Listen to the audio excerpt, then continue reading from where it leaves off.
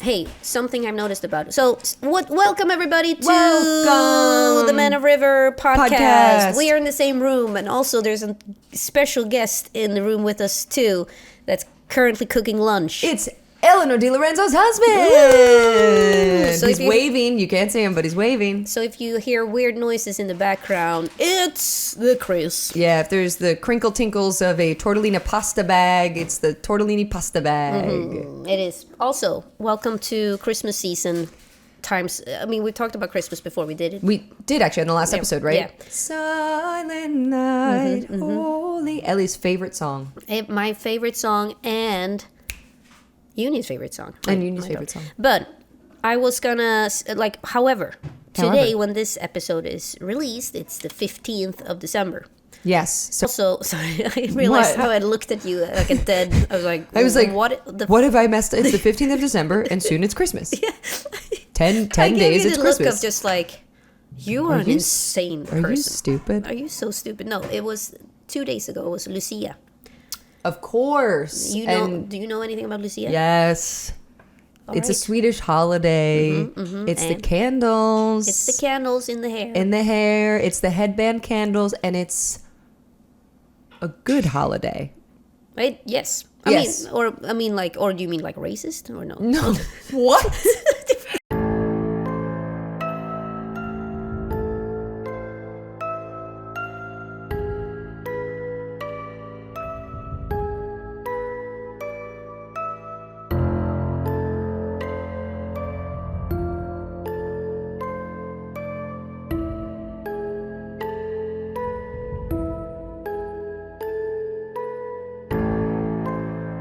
But anyway, so Swedes, they celebrate 13th of December because back in the old calendar, that was the longest night. That was like this, but it's not, but we thought so because we're stupid back in the day. Well, no, just some guy was like, tonight was pretty long. And then everyone was like, it must be the longest night. It felt dark, right? Did anybody else sleep longer? Yeah. Because it was so dark. Also, the daylight savings in the U.S. has been fucking my ass up lately. Oh, really? Just the darkness at like 3 p.m. killing my will to live. Anyway, go on. Oh, yeah. I mean, yeah. I need a sun lamp, but I need it in like every light bulb in my house. So when I turn the lights on, it actually feels like, oh, it's still daytime. Yeah, currently Sweden has like two hours. Oh, I shouldn't complain. Yeah, you grew up in. Yeah, I was born in the dark. Yeah, exactly. You merely adopted it. I had seasonal depressions every Christmas, but I didn't really think about it because you were so happy because it was Christmas. Exactly, but going back, like I went back the same year COVID, like right as the vaccine was starting to roll out. Yeah, I went back, so it was like still in lockdown, and it was the darkest December because there was no snow. So it was just, and you could do nothing. I was like I was pregnant at the time, so I was like, Mom, just pile it on. Yeah, it's like the worst. And my mom was like, you want to go for another walk? I guess before the sun is out. Your neighborhood is really cute, but in pitch darkness, less so. I mean, pitch darkness felt like The Others. With Nicole Kidman, like fog everywhere. So my mom was so depressed, and a lot of people complained because lack of social interaction. Yeah, there's nothing you could do. Like you couldn't go to the gym. You all work and no play makes Jack a dull boy. I was a very dull boy. Anyway, we were talking about the 13th of December is Saint Lucia. However, we had like old tradition. Sweden had an old tradition of celebrating this night as a very evil, dark night because what they think it came from originally is Lucy Långnatt, which is Lucifer, the devil. So like this queen of light that comes back and brings back light to the Scandinavian countries. So she saves them from the Långnatt. Old version. Oh. They think that she might have been a Lucifer, like a demon. Oh, and she created the long night? Or just like just like she would, coincide. and it's like with all folklore. It's like I'm like, so what did you do? Like, what fucked up thing did you do? And it's like, nah, she stole like your stocking or whatever. It's like always not that. Okay, bad. so she wasn't like a Krampus taking the kids or something. It was just like I'm sure it was, but it was like their examples are always like extremely vanilla. The night was so dark. She would sprinkle Lego pieces at the bottom of the stairs, and you couldn't see them because it was so dark. That, and she would also kidnap and eat your child, But more importantly, when you stepped on those pieces, the pain. And the thing is, I did research for this because I wanted to figure out what was true or not. Also, obviously, Ellinor and Uni made gingerbread cookies, so don't mind me while I listen to this Christmas tale. Those are good. The Lucibullarna, not so good. The Lucibullarna has a little bit of contamination. Qu'est-ce que ça dit? Bad flour.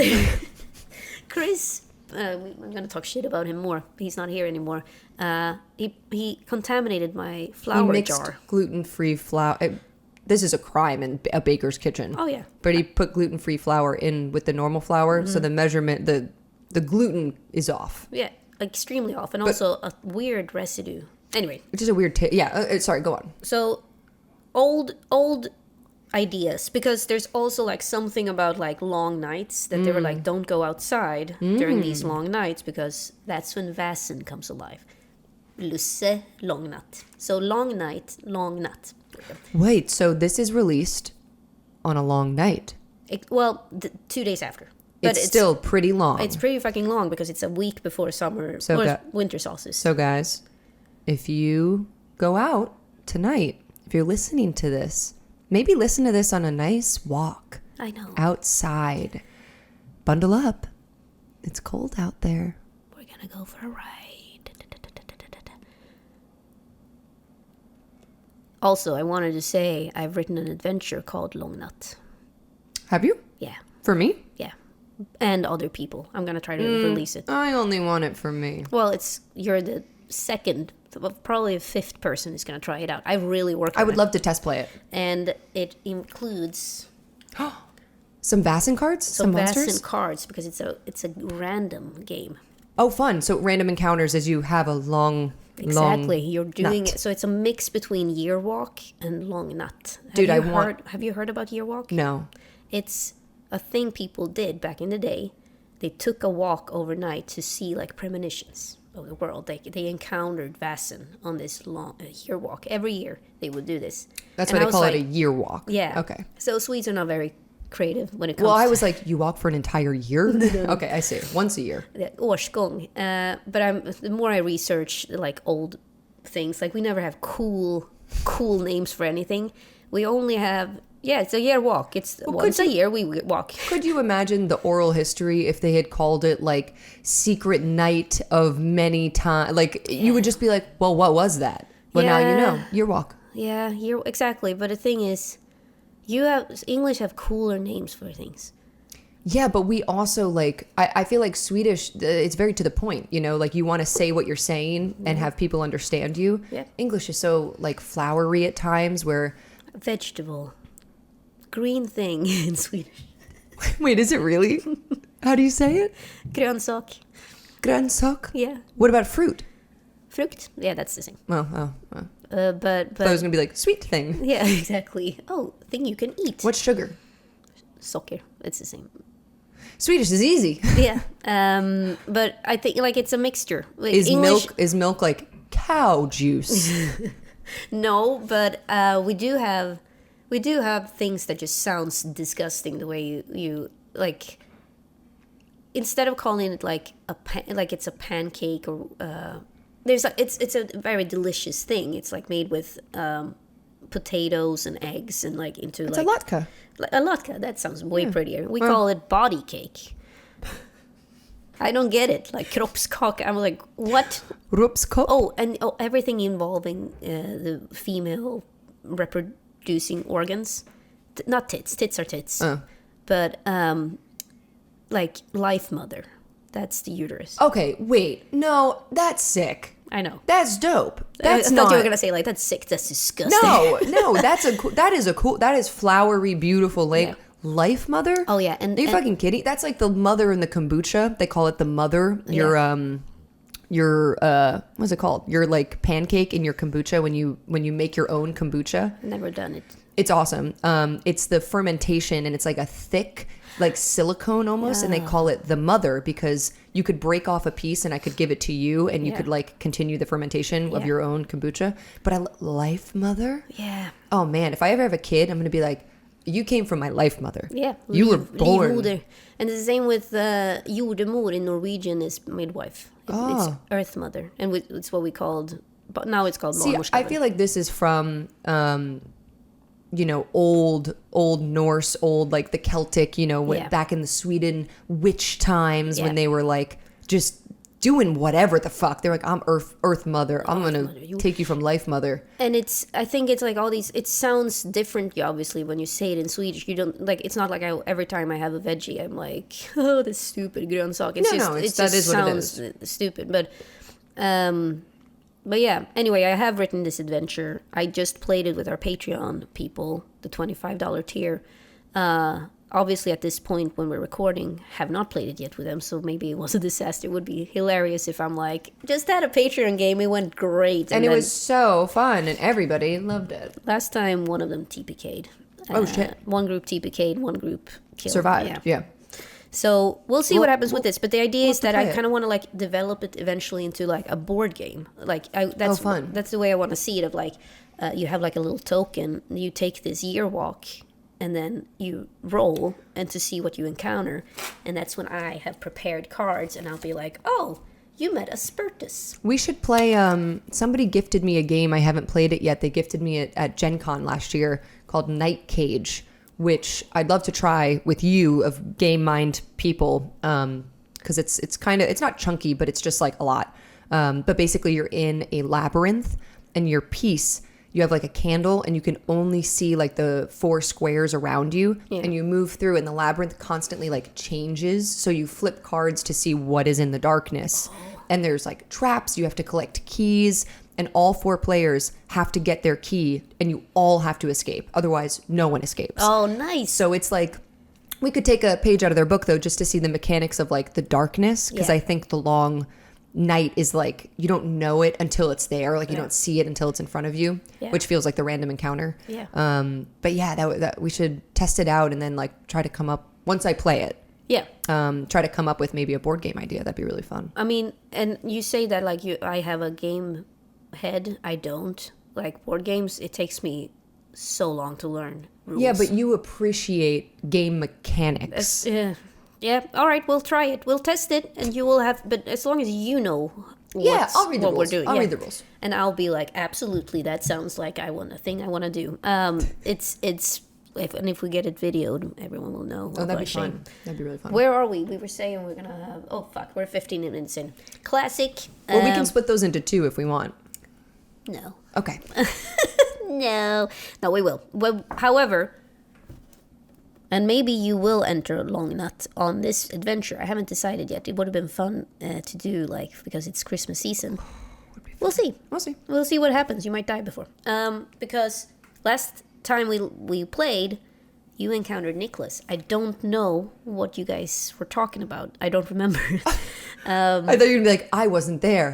I was Nicholas. Ellie was far away. I was so immersed in the character of Nicholas. I have a thing for him. Like, because he's so hot. He's so hot, but he's also so inaccessible. Oh. He's so unaccessible. Well, what we talked about was very minimal, because Eliza has the prickly neck feeling. But he's not doing anything weird. He took her arm to like help her because she almost slipped on the ice. Oh, right. And she moved away from him a little bit. Yeah. And they were going to walk back now. She asked if he would walk with her.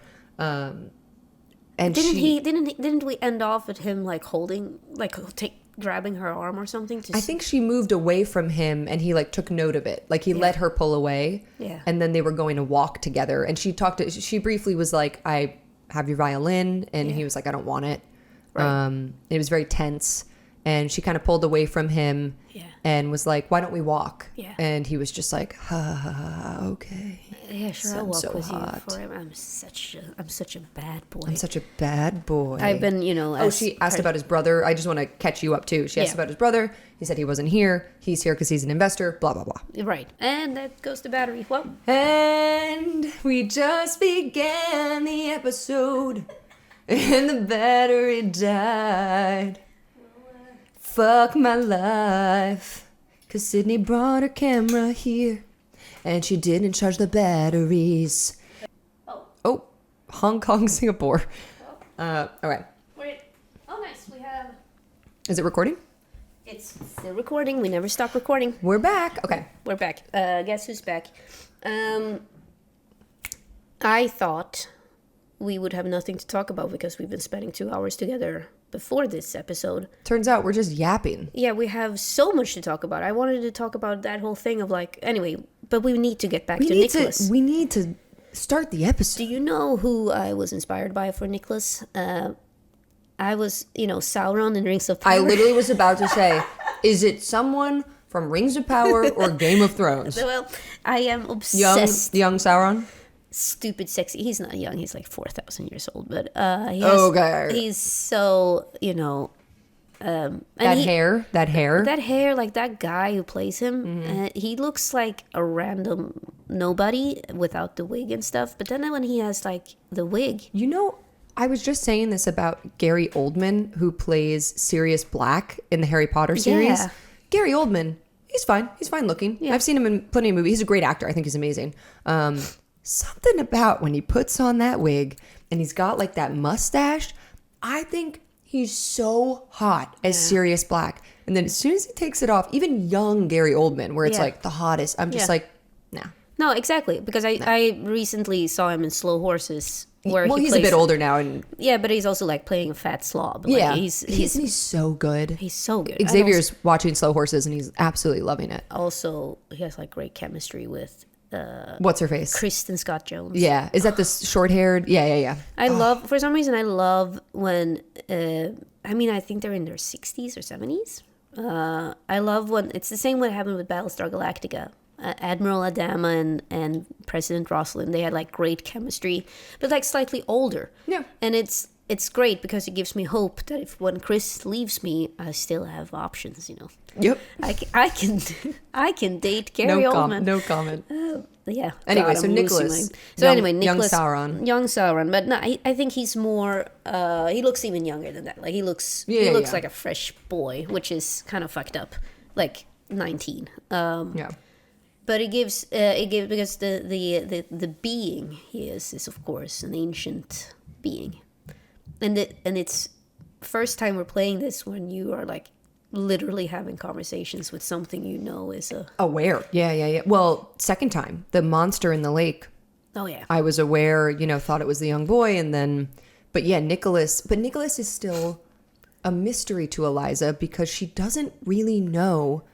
Why is he still here? Yeah. Like she tried to help him with the marriage.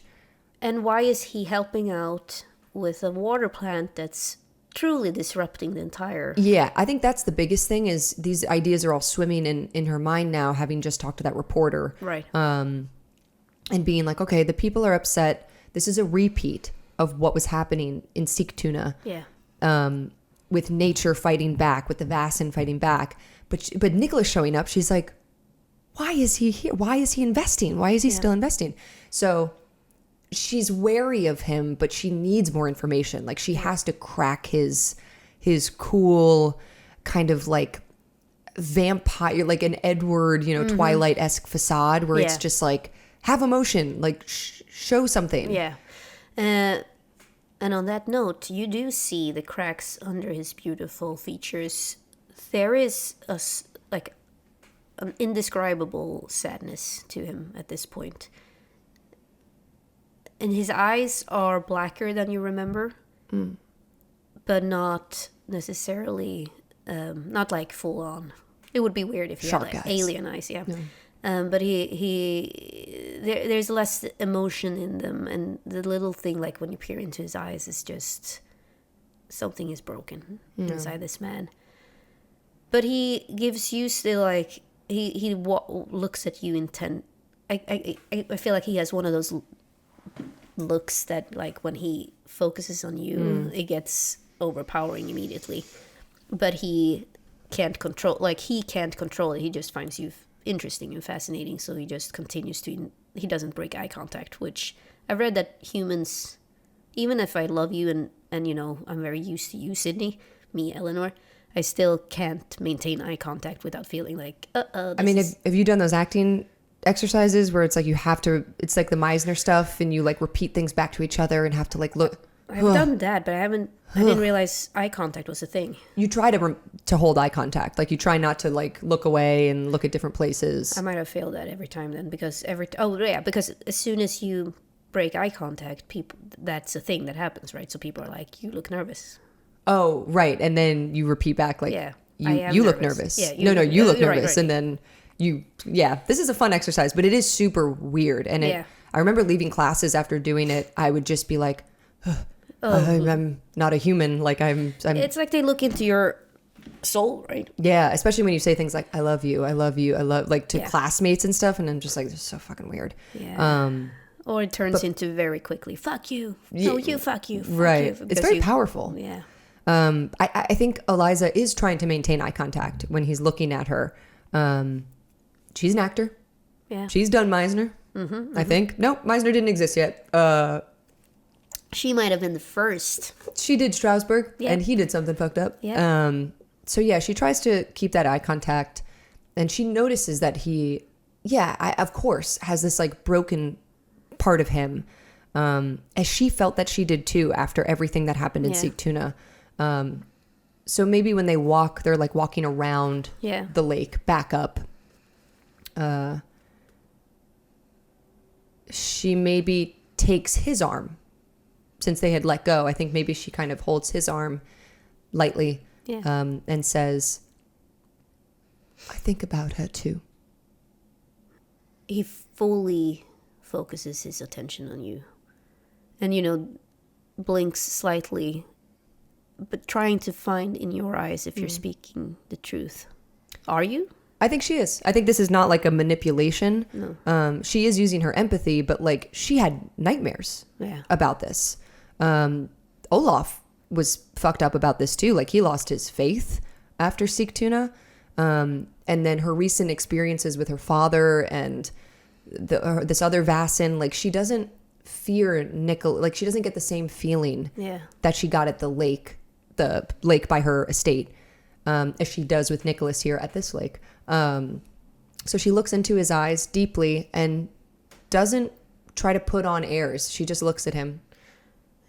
And it overcomes you that he is using some sort of magic to penetrate into your eyes, and or not in like not like that, but with his mind. Yeah, and I think she tries to push to the forefront of her mind. Eva like pictures her in her mind, and how beautiful she was, and their wedding, like the night of the wedding when they were dancing before the bad dancing. Yeah. And for a moment, it's like he's searching for you to betray him, but then he nods. There was no one like her. She was the purest I've ever met. She did not deserve to die.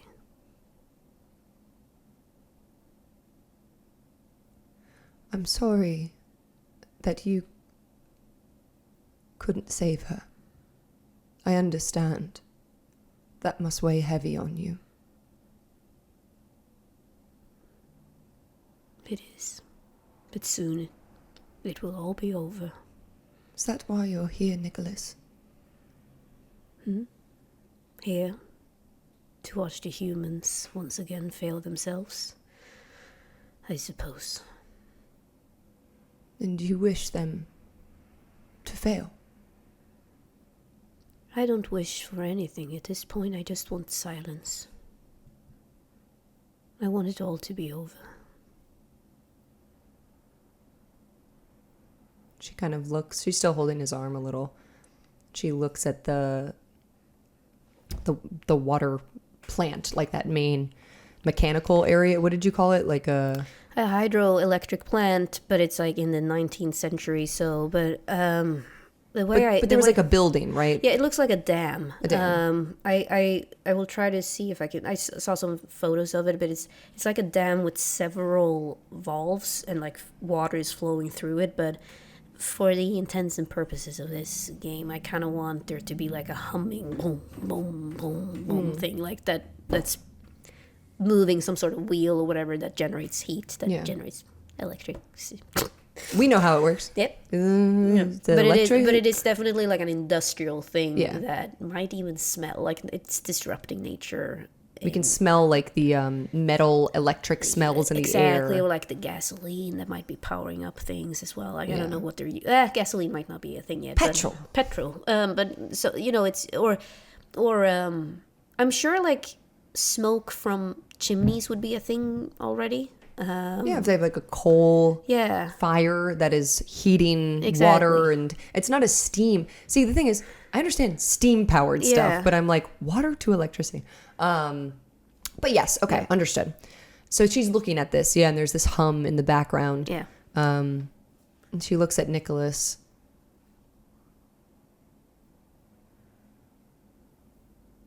Do you wish me harm? No.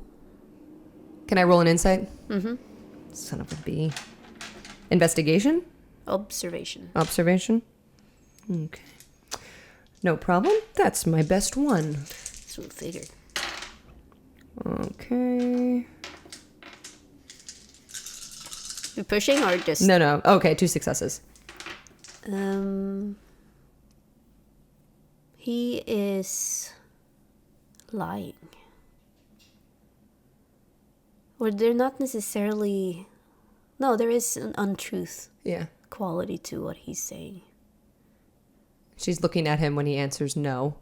There's like anger there. Yeah. You're seeing hatred and anger. And she... But you're not quite sure he means you specifically?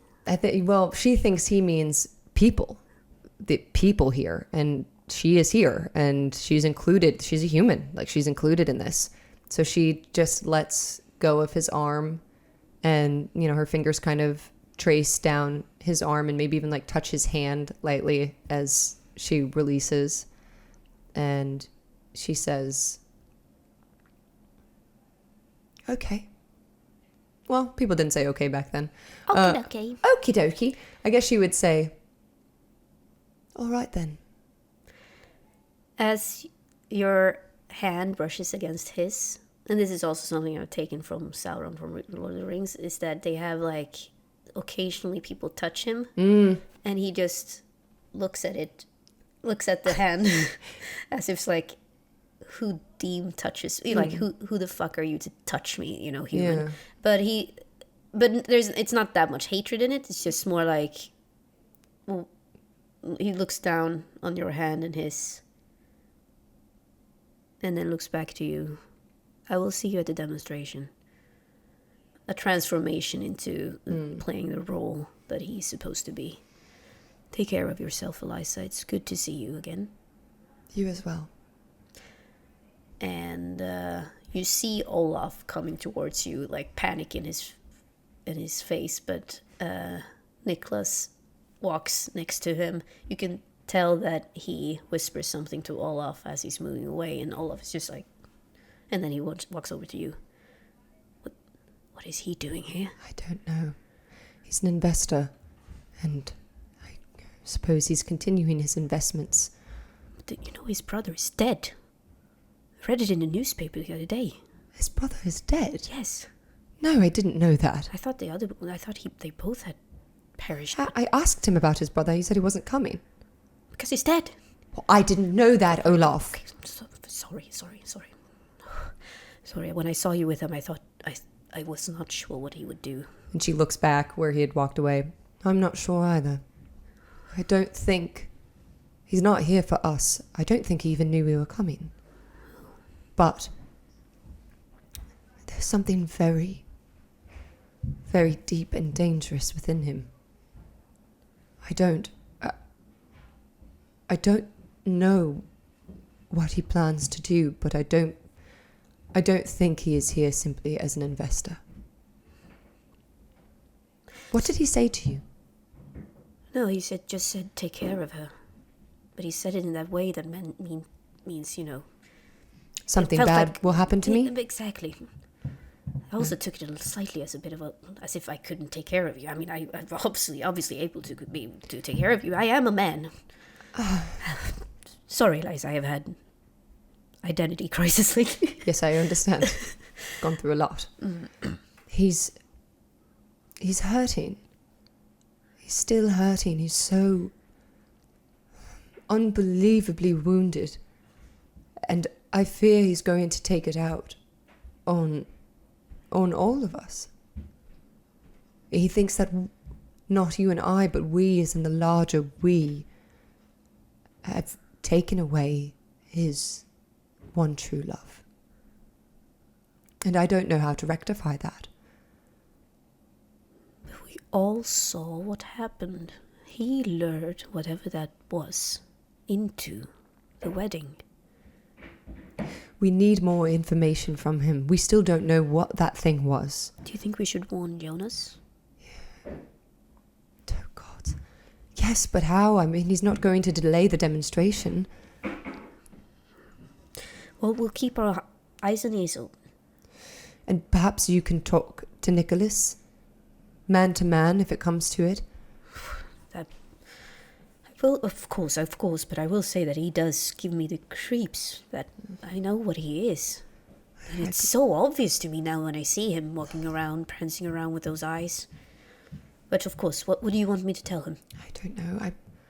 We need to figure out what was it that he lured. Yes. And clearly I don't think he did it on purpose. Perhaps it's something that hunts him. Perhaps it's a centuries-long Vasen, I don't know. But perhaps we could use that to our advantage here. Roll investigation, because I remember Olaf was sent away to do something. Well, he took a walk, but I have the mom brain for this week, so I don't remember at all what he was supposed to do. But it was something about, like, you sent the telegram to Francisco. Oh, yeah, Francisco. And so let's roll an investigation to see if you...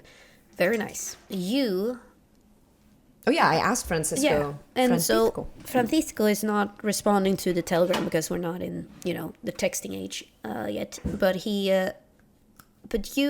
Olaf went away and tried to research whatever we wanted him to research. He called Birch. Exactly, he called Birch, he phoned Birch, but no, but during that time, and things are sort of like falling into pieces. So when you say, like, things might not be reason, it might have been something centuries in the working, and then you remember, wait a second, Francisco told me about that stone ring in the north that was broken and something, he saw a shadow leaving it. And within your heart, you're starting to feel like this is connected to... Something has escaped. There's like some sort of... And the way that Francisco described it, it's like, it felt like a prison of... trying to describe. Like the stone ring. Yeah, it felt like a prison that had been... And the person who was guarding it said that it's been broken. It's been broken. I've failed my mission. But the only thing I've seen of the other creature is that it is a shadow, right? Like, I've never seen a form. It's been like a black mass or like a shadow. Shadowy figure, definitely... Humanoid? Humanoid. But big, right? No, humanoid. No humanoid? Let's see if you can sort of, if you're... I will do another roll later to see if you can memorize what the thing looked like, if you can remember any sort of characteristics. That'd be great, yeah. But since you just briefly saw it observing the lovemaking, and then during the...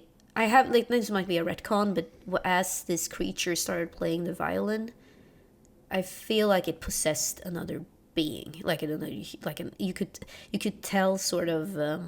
Wait, as the creature at the wedding picked up the violin and played it, it possessed... someone else, I'm thinking, at the wedding, or like it looked like a human. Oh, like it took on the form. That's what I'm thinking. I see. And this we were retconning that a little bit. I don't remember exactly how I described it, but I think you knew. It's. I don't know if you ever saw Passion of Christ with Mel Gibson. Oh, so long ago. Do you remember a scene? I think it's like he can see the devil moving in the crowd behind.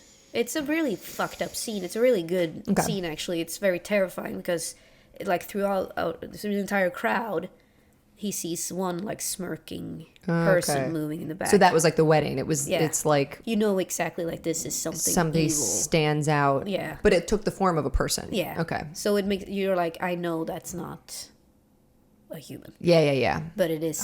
It looks like a human. So I'm thinking that's the way we played it. So you don't necessarily know what this person looks like. But you also know that Francisco, and this is a huge clue, Francisco also mentioned that he was ravaged by a woodwife in that forest,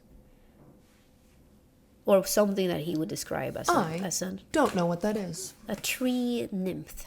A nymph. A nymph. Woodwife. A woodwife is a tree. This is like similar to the neck. The woodwife is also an ancient guardian of the forest. Guardian of the forest. That lures people into the forest. Known to have a tail and a hideous backside. But beautiful woman on the front. Okay, so that's not the creature. But perhaps... As far as right now, you're like, wait, so the woodwife was there with Francisco. What is it that... Yeah, this is just something I'm getting. Yeah. Okay. So yeah, she's kind of recalling that information. He did mention being ravaged by something in that forest. Mm-hmm. For days, it feasted on him. Sexually and, like, eating him. Oh, well, there goes the... Oop. Well, we can still finish the episode. We'll just be like, hi. Audio only. It'll just be me and me. Sydney's camera died. Just focus on Ellie. Yeah, so that's what you know for now from but you're starting to think like, okay, there is that stone circle might be something I should research and explore. Maybe even go there by myself. Check it out myself if it's still there. Like what else can be discovered from that area. How far away is that from here? It's in the high coast of Sweden, where I have my cabin. Huh? So we'll see you in Sweden. No, we have to go. We'll see you at my house. It's in the. I mean, this day and age, it'll probably take you a week to get up there. So I can't go there now. No. Like the demonstration is tomorrow, isn't it? This afternoon. Oh, it's this afternoon. Great. Or it could be tomorrow. No. This afternoon. Why not? Shoot. Okay. I think Eliza and Olaf are like discussing this, and then she's like, we should at least tell Jonas. For sure. I think that's a good idea. I think that's it's wise to at least inform him of the consequences that might be happening. I don't even know if he knows that these creatures exist. Does he? I can't imagine that a man of science would think that, but... What would be his reaction? He likes you, so he wouldn't accuse you of witchcraft. I certainly hope not. I don't know. I don't know how I'm going to describe this to him. Perhaps I could just sort of bundle it up with townsfolk. Just say that I've heard some things, that nosy reporter. Well, we'll see. In the next scene, you find yourself waiting for Jonas. Oh. Ding, and,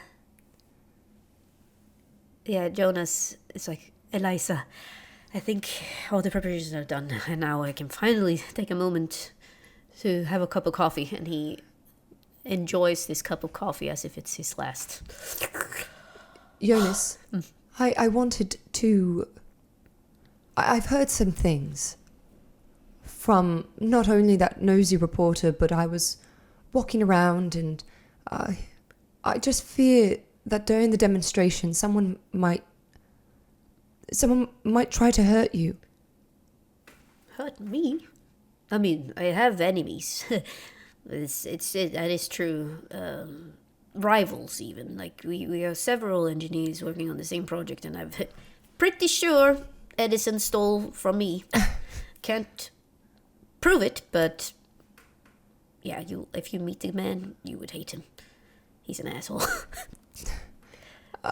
She's like so happy to see him happy. Like clearly he's looking forward to this demonstration. He's so tired.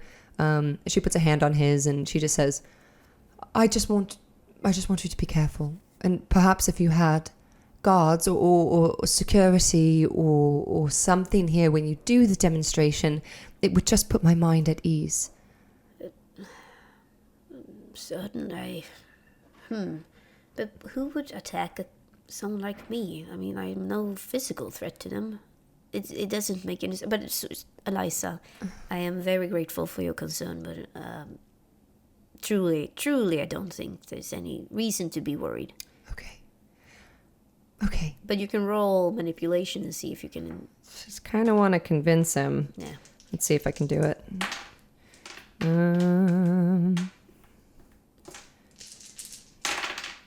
No. What has brought these concerns on? Who did... The reporter?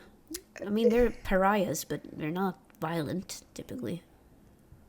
Except for that one. No. Except for that one. We all remember who that was. Can I ask you something? Of course, you can ask me anything you want.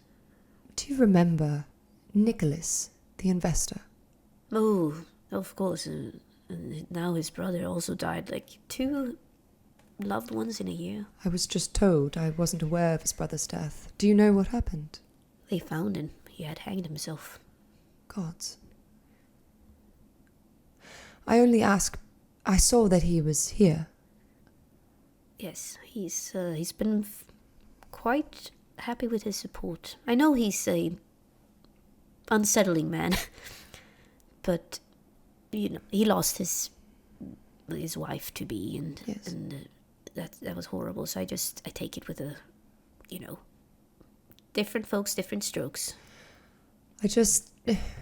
Some people in grief throw themselves into work or projects, and I myself, I lost my father recently. Yes, I know. And it can change you, grief. And sometimes, not for the better. We don't come out the other side the same. And in Nicholas, I fear that perhaps he had thrown himself into investing on this. I don't know. I'm sure everything is going to be just fine. I can see that you're very concerned, Eliza, but trust me, no harm will come to me. I have many, many people on my side here that will throw themselves before a bullet, if there ever should come to that. But I want you to take care of yourself. I mean, it's cold out there, and if anything would happen to you, I hope it's not for your own safety that you're bringing this up with me. No, I'm quite all right. Good. And I'm looking forward to the demonstration. Nothing. Do you ever get... I believe I now know what actors go through with stage fright. I do find myself quite nervous about this demonstration. Like, not just because I don't know if it's gonna go, what will happen, if it will succeed even, but there's something so exciting but also so terrifying about this whole thing. Everyone looking at me, the whole world looking at me. Did you see the reporters? They're like hawks. It's like they want to see me fail. And then he starts coughing again. I'm sorry. I'm so sorry, Eliza. This will be over soon, and then we will party. I'm throwing a huge banquet, similar to the one you did in your bachelorette party with so much food. Oh, excellent. It's like just gonna come and come and come. Okay. Yeah, unless you want to try to... No, I think she tried. I mean, the dice tell the story. She tried, but yeah, she does. She is coming across as a little bit strange to him, I'm sure. Yeah. She's like so worried. She gives him a kiss on the cheek, and she says, 3 deep breaths before you start your speech. That's what I always do before a monologue. Amazing. And the people gather around this lever. let's say it's a lever. I don't think that would have been a thing. It's a lever. It's a lever. One of the simple machines. It's exactly. That exists. And let's have like it requires 3 men. Oh, it's a big lever. It's a ginormous lever. I love that. And they have to jump up and pull that. And the way I see it happening is that like everyone's there for the demonstration and they're watching this lever and like these turbines that are supposed to like, you know, transfer the electricity. And so, you know, they do like a speech, a welcoming speech of like, but it's nerdy and not very well rehearsed. So it's a slightly awkward. Talking about a lot of like science stuff, and everyone's like, "Was that a joke or was that a?"